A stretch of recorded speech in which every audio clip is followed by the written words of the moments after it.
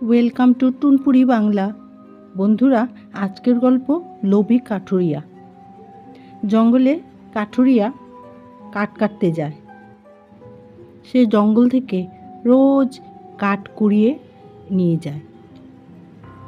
যখন কুড়োনো কাঠ না পায় তখন ছোট ছোট গাছ কেটে সে কাঠগুলি সে রোজ সংগ্রহ করে বন থেকে।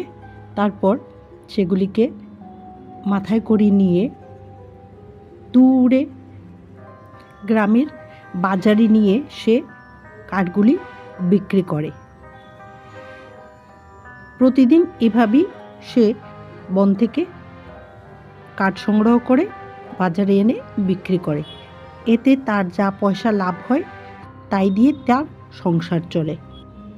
কিছুদিন পর কাঠুরিয়া বিয়ে করে ঘরে বউ আনে। এবার বউয়ের প্রচুর চাহিদা তার মেটাতে হয়।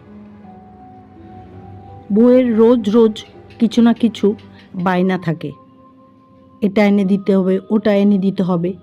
কাঠুরিয়া এই রোজগারে বউয়ের চাহিদা পূরণ করতে সে পারছে না। এবার সে জঙ্গলে ঢুকে আরও বেশি করে গাছ কাটতে লাগলো। কেটে কেটে তারপর সে বাজারে নিয়ে যায়, বিক্রি করে। তারপর ভালো লাভ হয়, সে লাভ এনে বউয়ের হাতে দেয়, বউয়ের চাহিদা পূরণ করে। এইভাবে তার দিনের পর দিন লোভ আরও বাড়তে লাগলো।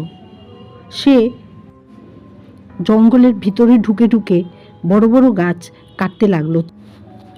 সে যত বেশি কাঠ কুড়িয়ে বাজার নিয়ে যায় সে তত বেশি পয়সা রোজগার করে।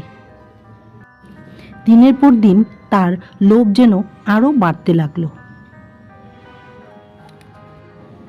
একদিন সে জঙ্গলে অনেক ভিতরে চলে যায়, গিয়ে একটা বড় গাছকে কাটতে যায়। এমন সময় গাছের ভেতর থেকে আওয়াজ হয়, কি হয়েছে? তুমি প্রচুর লোভে পড়ে গেছো। তুমি আমাদেরকে লোভের বশবর্তী হয়ে এভাবে কাটছো। জানো না আমাদেরও প্রাণ আছে?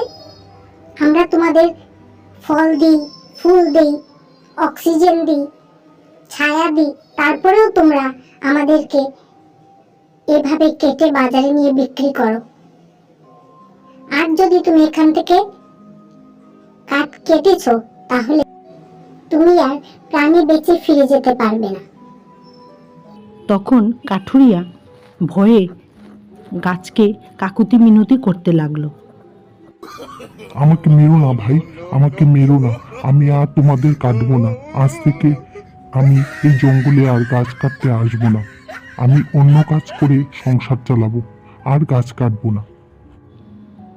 এই বলে কাঠুরিয়া ওই জঙ্গল থেকে চলে যায়, আর আসে না গাছ কাটতে।